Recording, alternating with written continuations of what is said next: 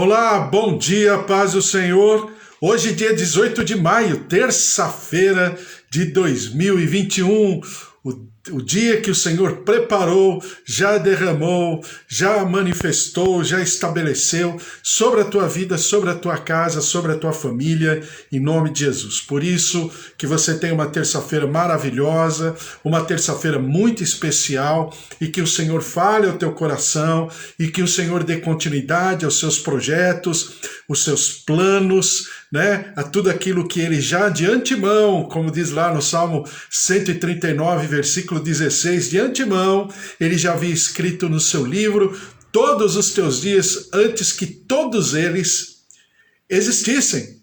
O Senhor já havia preparado. E que você mergulhe nesta obra maravilhosa do Senhor Deus sobre, com certeza, a tua vida, mas também sobre a tua casa e a tua família, em nome de Jesus. Estamos lendo a palavra do Senhor todos os dias, um pequeno trecho da palavra, né, de maneira linear, lendo versículo a versículo, capítulo a capítulo. Estamos no livro de Mateus, Mateus capítulo 20. Já passamos por todos os capítulos, todos os versículos e continuamos andando. E hoje, Mateus capítulo 20, do versículo 20 em diante, é a nossa meditação, né? Foi ontem um pedaço e hoje outro pedaço. Estamos lendo Mateus capítulo 20. Quando a gente fala sobre o livro de Mateus, eu sempre insisto nisso, o livro de Mateus, ao contrário de Lucas, por exemplo, né? Aí você vai falar, por que você fala de Lucas e não tanto de Marcos? É porque Marcos é o primeiro livro a ser escrito. Então, o livro de Mateus e o livro de Lucas possivelmente usaram como base, como fundamento, né, como obra a ser consultada, o livro de Marcos. Marcos, ele foi um discípulo, vamos dizer assim, beneficiado, porque ele foi discípulo de Pedro e foi discípulo de Paulo, né? A Bíblia o chama de João Marcos, né? Marcos era o seu segundo nome. E a palavra do Senhor mostra de que Marcos, na verdade, escreve exatamente o que o Pedro dita, né? Então você percebe que é um livro bem pontual, é a síntese de todo o ministério de Jesus, né? O livro de Marcos é o menor livro dos 4 evangelhos, e a partir dele, Mateus e Lucas escrevem os seus evangelhos. De maneira cronológica, mais ou menos no mesmo tempo, entre 50, 60, mais ou menos depois de Cristo, né, eles escrevem baseados no livro de Marcos. Então, Mateus, e por isso que eu falo que Lucas é mais cronológico e Mateus é mais temático, né? Mateus fala de um rei, fala de um reino e fala de súditos, né? Aqueles que pertencem ou desejam pertencer a esse reino, tá? E Mateus, o livro de Mateus é escrito e é distribuído nas 2 sinagogas principais depois da morte de Jesus Cristo, né? Daí eu falar para você a importância das sinagogas desde o tempo lá da invasão, né, dos cananeus. Desde aquele tempo, a sinagoga tem uma importância muito grande. Eu já falei isso para você, né? Se fosse na plenitude e na completa manifestação da vontade de Deus, um Deus que preza, prioriza a aliança, não haveria, né, judeu e cristão. Haveria só um povo de Deus. Não precisaria ter 2. Mas nós nos dividimos porque faz parte, infelizmente, do gênero humano, né? A questão do conflito, da divisão, da discórdia, da guerra de narrativa. Mas, a princípio, Jesus nasceu judeu, Jesus morreu judeu, né? Completamente desculpe falar assim, mas dentro da sua humanidade, completamente subserviente à vontade do Pai, e obviamente, creio eu, deveria existir uma continuidade O que Jesus fez foi aperfeiçoar o judaísmo. Não foi desprezar o judaísmo, né? Mas ele veio aperfeiçoar, ele veio dar continuidade, ele veio revisitar a lei para estabelecer, né, um upgrade, né, uma nova etapa, onde esse judaísmo seria completamente fundamentado em Jesus Cristo, como o foi na antiguidade. Mas, né, então a gente poderia dizer que na cultura judaico-cristã, a sinagoga sempre foi muito importante. E a distribuição do livro de Mateus, daí Mateus ser, né, estar nos evangelhos sendo o primeiro livro, sendo que não foi o primeiro livro a ser escrito, mas foi o primeiro livro a ser distribuído por causa das sinagogas, principalmente a sinagoga da Antioquia, que faz divisa entre a Europa e a Ásia, né, Antioquia, toda aquela região, e a sinagoga de Alexandria, que faz exatamente a divisa entre continente africano e continente asiático, né? Então você tem duas grandes sinagogas que foram grandes distribuidores, tanto da palavra de Deus falada, oralmente falando, mas também da palavra de Deus escrita, principalmente dos evangelhos e do Novo Testamento. A despeito do que muitos acham, a história mostra que essas sinagogas foram fundamentais. É por isso que eu falo para você que nós não somos produto do evangelismo, da pregação. E aí eu falo com certa tristeza, né? Nós não somos fruto da evangelização da igreja de Jerusalém, mas nós somos fruto da evangelização e da igreja ou das igrejas, né, que saíram da Antioquia. Por quê? Porque a igreja de Jerusalém ela foi extinta, exatamente por causa desse conflito entre judeus e cristãos. E claro, como diz o próprio Senhor Jesus, um reino dividido não prospera. E foi o que aconteceu. Então, quando nós entendemos isso, e nós começamos a ler Mateus, a gente percebe o quanto temático e importante dentro dos temas. O livro de Mateus é um livro estratégico para que nós pensemos a respeito. Mateus 20, esse texto que eu vou ler agora, ele expressa totalmente isso. Vamos lá, Mateus capítulo 20, versículo 20 diz assim: Então se chegou a ele a mulher de Zebedeu com seus filhos e, adorando-o, pediu-lhe um favor. Perguntou-lhe ele: Que queres? Ela respondeu: Manda que no teu reino estes meus 2 filhos se assentem, um à tua direita e outro à tua esquerda. Mas Jesus respondeu: Não sabeis o que pedis. Podeis vós beber o cálice que eu estou para beber? Responderam-lhe: Podemos. Então lhe disse: Bebereis o meu cálice, mas o assentar-se à minha direita e à minha esquerda não me compete concedê-lo. Porém, para aqueles a quem está preparado por meu Pai. Ora, ouvindo isto, os 10 indignaram-se contra os 2 irmãos. A mãe de João e Tiago quiseram fazer um lobby, né? Opa, vamos conversar aqui. A gente já sabe como que o coração de Jesus fica mais bonzinho, fica mais fragilizado quando uma mãe vem pedir. Por quê? Porque eles já tinham passado pelos milagres, né? A mulher Cirofenícia, o Jairo pedindo pela sua filha, aquele homem que pede pelo seu filho. Então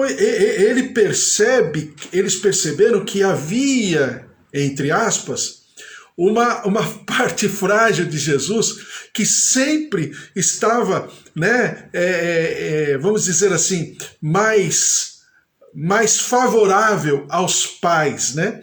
Então essa mãe, claro, sabedora de tudo isso, vai lá e protege e tenta defender os seus filhos. Agora, eu quero que você entenda toda a linha de raciocínio, para que a gente não perca a linha de raciocínio, e por isso que é bom ler a palavra de Deus, diz a teologia, de maneira sistemática. Por quê? Porque assim você não perde aquilo que o Senhor está nos ensinando de uma maneira muito profunda. Primeiro, né? João Batista falou que Jesus, quando ele estava por batizar Jesus, ele falava assim, antes do batismo de Jesus: eu batizo com água, mas virá aquele que batizará com Espírito e com fogo. Por que batismo de fogo? Então vamos pegar na origem o que significa batismo de fogo. Fogo, na palavra de Deus, diz respeito, é o símbolo de juízo. Sempre que você ler fogo, você tem como, como simbologia de um conceito chamado juízo. Daí a Bíblia fala em Hebreus que o nosso Deus é o fogo consumidor. Por quê? Porque a pessoa dele, o simples fato dele existir, se é que eu poderia chamar de simples, o simples fato dele existir já estabelece o juízo. Por quê? Porque ou eu vivo a justiça ou eu vivo o juízo. E todas as vezes que você tem a manifestação de fogo na palavra de Deus, sempre está pontuando isso. Por exemplo, quando a gente vai lá para Moisés em relação à sarça ardente. Quando Moisés se vê de frente àquela manifestação maravilhosa da presença, e hoje eu falo uma teofania, da presença ou da glória da presença do Senhor Jesus, do Filho ali, a sarça ardente que não se queimava, que não consumia, a sarça, mas ela continuava a queimar. Isso significa o quê? Que aquele fogo estava num processo de depuração, de purificação. Mas não significa que não fosse juízo.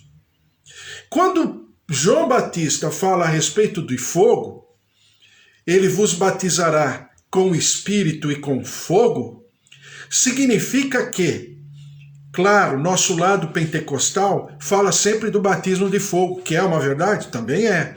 Não é que não seja. Haja visto o que acontece lá no livro de Atos, quando da descida do Espírito Santo.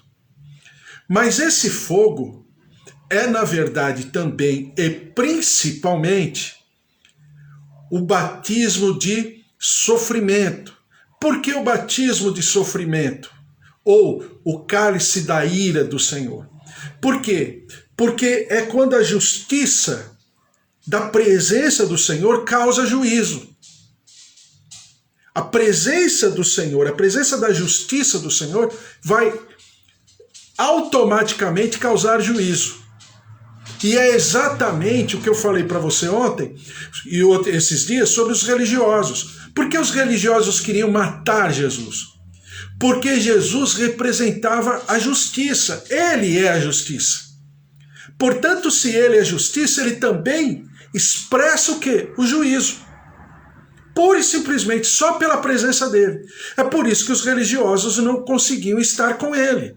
Não queriam ter ele próximo. Queriam matar Jesus, não tem como. Permanecer com alguém, sagrada, uma pessoa completamente santa. E eu, profano do meu lado, eu vou querer o quê? Ou eu vou me submeter, isso significa que eu vou abrir mão da minha, agora você vai me entender, da minha teologia, para ficar com a teologia dele. Então, exatamente aqui, e a Bíblia fala nos outros evangelhos, que Jesus seguia em direção a Jerusalém, e no grego você entende que ele seguia de maneira vigorosa. Ou seja, alguém que vinha andando rapidamente, vigorosamente, incisivamente, soberanamente, de maneira soberana, e os discípulos vinham atrás, meio oscilantes, meio assim, o que vai acontecer agora e tudo. Uma pessoa que já repreendeu tempestade, repreendeu mares, repreendeu ventos, uma pessoa que já ressuscitou mortos, uma pessoa que já curou enfermos, já purificou leprosos, já levantou defuntos, já fez de tudo. Ora, ele está indo para o reino, e ele estava. Ele estava indo para o seu trono, e ele estava. Ele está indo para o seu altar, e ele estava. Só que aos olhos do reino de Deus, não é trono, o trono de Jesus é a cruz. O altar de Jesus, né, é o monte chamado Caveira. Esse é o trono. As escadarias, claro que eu falo simbolicamente, nem tudo era escada, era subir realmente um morro, né, uma colina. Mas as escadarias eram escadarias de sofrimento, de carregar a cruz. Não era uma escadaria onde o rei estaria subindo com a sua corte, a sua nobreza, com o seu, né, com a sua capa de rei, com a sua coroa de rei. Ora, Jesus estava indo para ser coroado, mas nós bem sabemos qual era a coroa. Então, na cabeça dos discípulos, de maneira vigorosa, de maneira, né, soberana, de maneira incisiva, Jesus estava indo em direção ao quê? A sua coroação, o Messias, porque ele já havia concordado com as pessoas que o chamavam de Messias. O filho de Davi, porque ele também já havia concordado com as pessoas quando o chamaram de filho de Davi. Então estava, o roteiro já estava estabelecido. Então quando João e Tiago, em combinado com a sua mãe, fazem o pedido para Jesus, eles querem o quê? Chegar na frente. Porque qual é? Presta atenção, agora vem uma palavra de fundamento, para você não esquecer. Qual é o nosso sentimento? O que nos atrai? Sabe o que nos atrai? A nós todos, e que nós temos que lutar com isso todos os dias. Sabe o que nos atrai?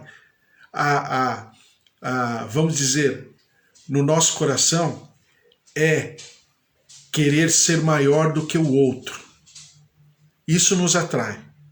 Uma outra coisa que nos atrai sempre é querer governar por sobre o outro. Isso também nos atrai. Sabe o que nos atrai? Agora, pior ainda, o que nos atrai é quando nós queremos nos colocar no lugar de Deus ou no lugar de Jesus. Por quê? Porque quando eles se oferecem para sentarem um à direita e um à esquerda, o que eles querem? Eles querem, na verdade, estar no mesmo nível do rei. Agora, se fosse possível, dentro do sentimento de queda humana, né? Dentro do gênero caído que nós somos, se fosse possível, eles estariam no lugar de Jesus. Então, o sentimento aqui, e que Mateus pontua muito bem, de maneira muito profunda, e por isso que os outros discípulos ficam com raiva de João e Tiago, por quê? Porque eles chegaram primeiro. Porque não houve qualquer respeito aos outros para chegarem ali. Por quê? Porque eles queriam se dar bem. Só que eles haviam se esquecido que batismo no Espírito e batismo no fogo significa o batismo de juízo. Significa o confrontar a ira de Deus, o cálice da ira de Deus, como a gente já conversou algum tempo atrás, o que significa o cálice da ira de Deus. E por isso que Jesus não queria passar por esse momento, não é porque ele haveria de sofrer, porque ele sabia que sofreria, ele estava indo para o sofrimento. A questão toda é que ele não queria se afastar, ou melhor dizendo, ele não queria que o Pai se afastasse dele. A questão toda, o problema de Jesus nesse momento, é saber que o Pai não está presente. Por quê? Porque Jesus, por algum tempo, na cruz, ele viveu aquilo que eu chamo estado de inferno. E o que é o estado de inferno? O estado de inferno é a falta da presença premeditada de Deus. Deus não quer, ele pode estar, mas ele não quer estar naquele lugar. Então Jesus vive um estado de inferno. E ele não queria esse estado. A questão não era o sofrimento, era a falta de Deus. Tanto é que ele declara, Eli, Eli, lama sabachthani, né? Então é exatamente isso que João e Tiago não estavam entendendo nada de Jesus. Que trono era esse? Que coroa era essa? Né? Que séquito era esse? Que corte era essa? Né? Salmo capítulo 22. Touros de Bazã me cerqueiam. Ou seja, todo o mundo espiritual estava ali ao redor de Jesus. As trevas estavam se manifestando. E ali estava Jesus, no meio daquele trono, se é que eu posso chamar de trono, a cruz do Calvário. Não, na verdade eu posso chamar, você está me entendendo, né? A cruz do Calvário.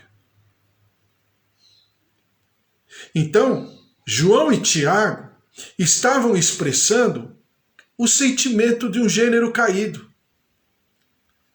Depois ele diz no versículo 25, então Jesus chamando-os disse, sabeis que os governadores dos povos os dominam e que os maiorais exercem autoridade sobre eles. Não é assim entre vós, pelo contrário. Quem quiser tornar-se grande entre vós, será esse o que vos sirva. E quem quiser ser o primeiro entre vós, será o vosso servo.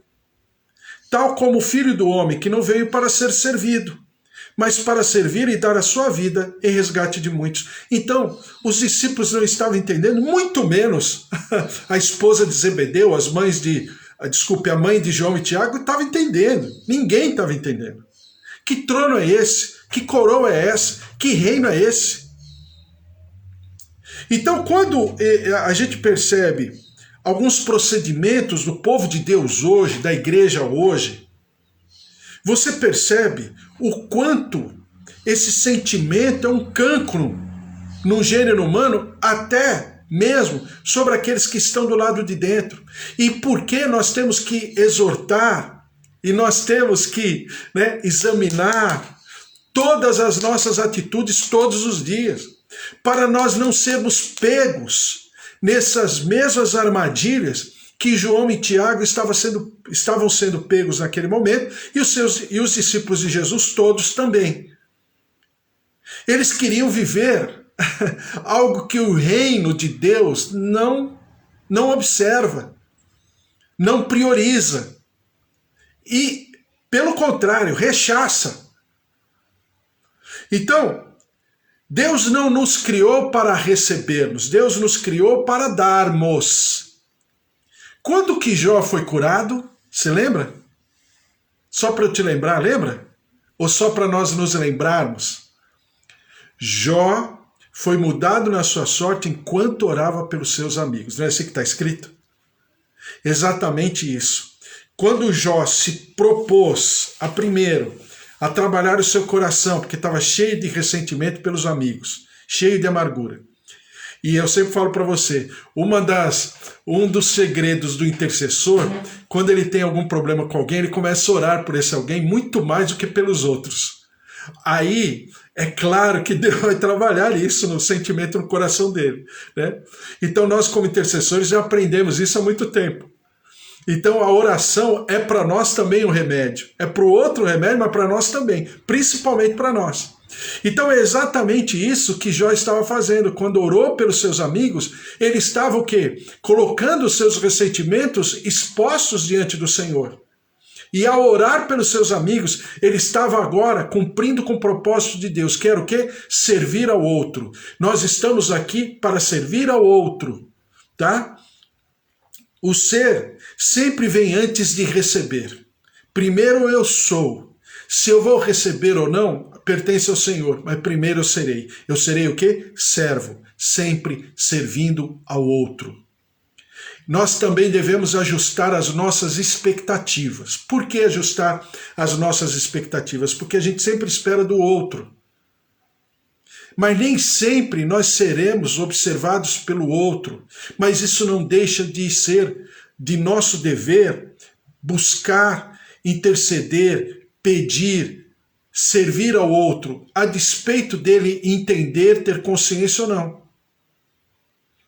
Então, quando eu vivo dessa maneira, eu não me escandalizo e eu não me frustro com as atitudes do outro. Eu não estou esperando nada nele, eu sirvo ao Senhor. E que recompensa é essa que o Senhor tanto promete na palavra? A recompensa vem dele. Quando? Não sei. Talvez, ou possivelmente, seja só lá no céu. Mas não tem problema. Eu vou continuar servindo da mesma maneira. Né? Claro, dentro das minhas possibilidades, mas eu vou continuar servindo. Né? Em Números, capítulo 13, versículo 27, Números capítulo 14, o povo de Deus saiu lá do Egito em direção à Terra Prometida e deu uma volta, né, quilométrica, né, de centenas de quilômetros ao redor para chegar na Terra Prometida. Por quê? Porque o Senhor não havia avisado o povo daquilo que poderia ser a fraqueza do povo. Então é exatamente o que Jesus fez em relação aos discípulos. Jesus foi falando de maneira, vamos dizer, homeopática, por pílulas, né, a cada dia o que iria acontecer. E mesmo assim os discípulos não estavam entendendo. Então Jesus estava escondendo a verdade? Em nenhum momento. A questão toda é que os discípulos, e nós fazemos isso. Por isso precisa tomar cuidado com aquilo que a gente ouve, em relação até mesmo a própria teologia. Por quê? Porque eu sempre vou ouvir e vou absorver aquilo que me interessa. O que Jesus falava a todo momento sobre o seu sacrifício, sobre a entrega dele, sobre os religiosos que o entregariam a Pilatos, por muitas vezes ele falou. E por que os discípulos não ouviram? Porque a gente só ouve, porque a gente só absorve aquilo que é bom para a gente. E isso não era bom para eles. A Bíblia fala que depois da crucificação, da ressurreição de Jesus, é que lhes veio a consciência de que o Senhor já havia falado há tanto tempo a respeito. Não é assim com a gente? Parece que tem muita coisa que o nosso pai e a nossa mãe nos falaram há décadas atrás. Eu posso falar de mim, né? Há décadas atrás, eles falaram. Agora é que eu lembro que eles falavam. Engraçado, né? Fica assim. E não foi desprezado. Talvez inconscientemente eu tenha desprezado naquele momento que meu pai e minha mãe me exortavam, me ensinavam, pegavam no meu pé, puxavam a minha orelha. Mas agora parece que esses ensinos vêm à flor assim da pele como se eles estivessem falando hoje. É exatamente essa maturidade que o Senhor Jesus queria que os discípulos entendessem, né? É muita coisa para falar, mas eu vou falar rapidamente. Os pastores antigos falavam o seguinte: a vida do servo é como uma vela, queima enquanto ilumina os outros. Poxa vida, que frase maravilhosa. A vida de um servo de Deus é como uma vela. Enquanto ela está queimando, ela serve, né, de luz para os outros. Ela serve de luz, mas ela está queimando. Ou seja, ela está se gastando ou se desgastando, naturalmente falando. Então, eu como servo de Deus, eu não posso me enxergar meu ministério de outra maneira que não seja assim. Simples assim.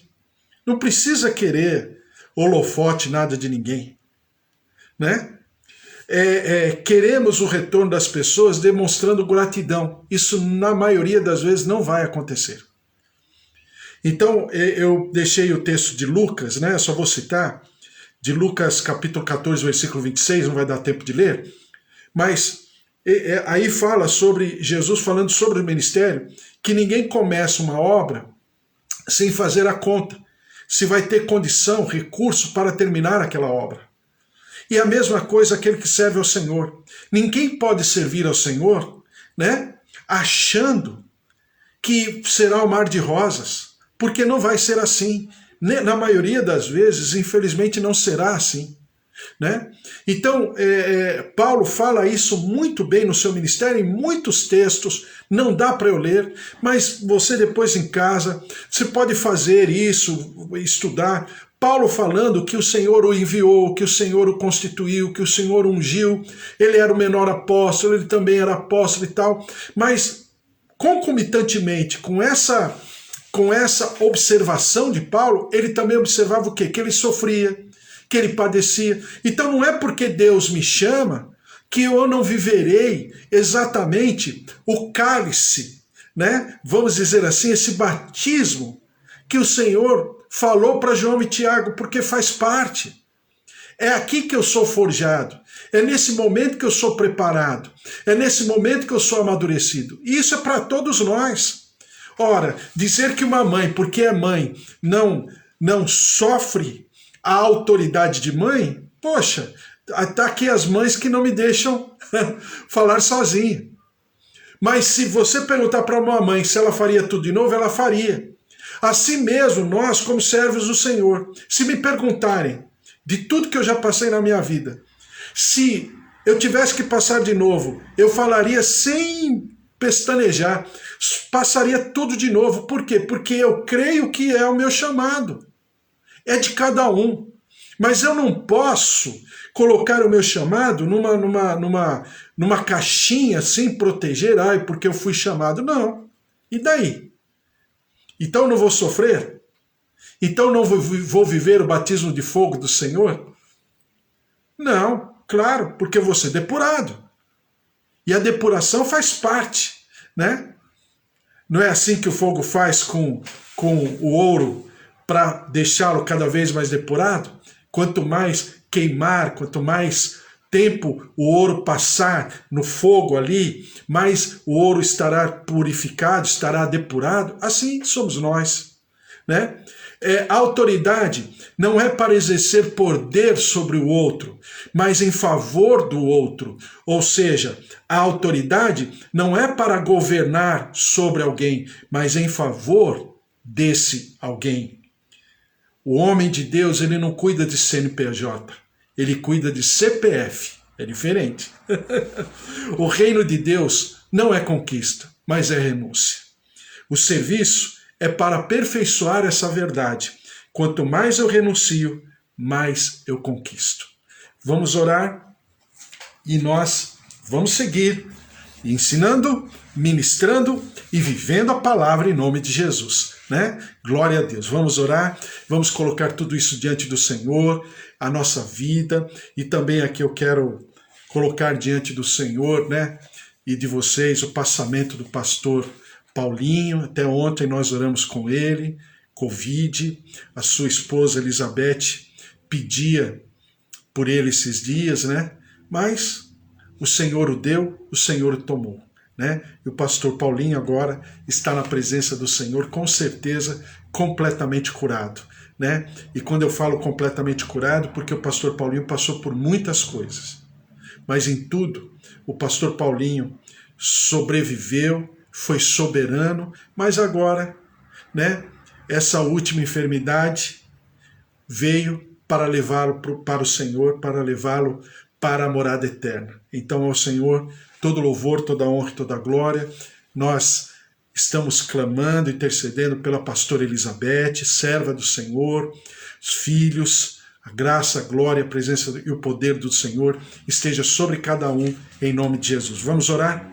Senhor, nosso Deus, nosso Pai, em nome de Jesus, nós te clamamos por essa palavra maravilhosa, passando do didático, Senhor, do pedagógico, do teológico, do teórico, ó Deus, atravessando todas as barreiras e limites humanos, para que possam gravar no nosso coração os teus ensinos, os teus procedimentos, a maneira com que o Senhor enxerga o reino e, claro, a maneira com que nós devemos enxergar, proceder, viver esse reino dos céus. Por isso, derrama-te sobre cada um de nós, move-te dos céus, derrama-te com a tua glória, marca-nos, sela a tua palavra, dá continuidade a nos ministrar, a falar, a derramar, e nós daremos sempre ao Senhor todo louvor, toda honra e toda glória. Derrama-te sobre a vida dos teus servos que estão aqui, minhas tias, minha tia Rosália, minha tia Alzira, meu primo Alexandre, todos que estão aqui, tios, sobrinhos, netos, genros, noras, a presença, o poder de Deus se derramando sobre cada um, também a Amanda, o Ronaldo e também a Gigi, minha filha, e o poder e o mover do Senhor sobre cada um, pastor Amara, a presença, o poder de Deus, bispo Antônio, Suzy, Priscila, filhos, netos, João, Roseli, Ângela, a glória, a presença, o poder de Deus se derramando sobre todos os nossos familiares, nossos queridos, meu pai, minha mãe, o seu João, dona Dária, seu Toninho, dona Nadir, derrama-te, ó Deus, derrama-te sobre os nossos queridos, ó Deus, vem com o teu consolo, com o teu conforto, a família da dona Maria Helena, que está na glória com o Senhor, a família do pastor Paulinho, que também está na glória do Senhor, essas famílias estejam sendo, ó Deus, amparadas, confortadas, consoladas, ó Deus, enxuga suas lágrimas e que eles tenham a certeza, como diz lá em Tessalonicenses, a certeza e a esperança que nós nos encontraremos com eles um dia na tua presença.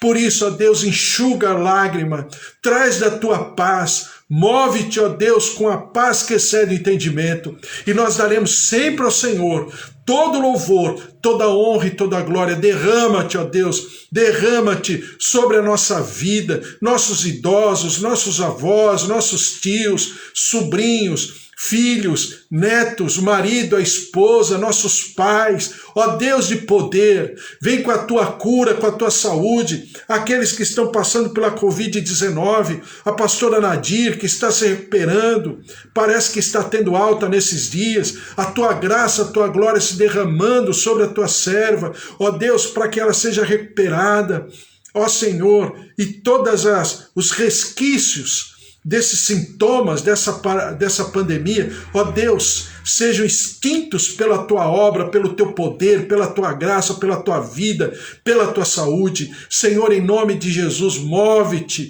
curando fígado, rins, coração, artérias, veias, circulação sanguínea, tireoide, ouvidos, olhos, recebam a vida, recebam o poder da ressurreição, da graça, da saúde do Senhor, em nome de Jesus. E nós daremos sempre ao Senhor todo louvor, toda honra e toda glória. Derrama-te, ó Deus, derrama-te sobre o nosso país, tem misericórdia do nosso Brasil, Senhor. É uma guerra de narrativas, de conflitos, de pessoas subornáveis, corruptas, completamente, ó Deus, hostis ao brasileiro, à brasileira, às famílias brasileiras, à dor dos brasileiros. Senhor, tem misericórdia, cura a nossa terra, liberta a nossa terra, sara o nosso país, sara o nosso povo, derrama-te com a tua compaixão, com o teu perdão, perdoa-nos no nosso pecado, e nós daremos sempre ao Senhor todo louvor, toda honra e toda glória, em nome de Jesus. Amém.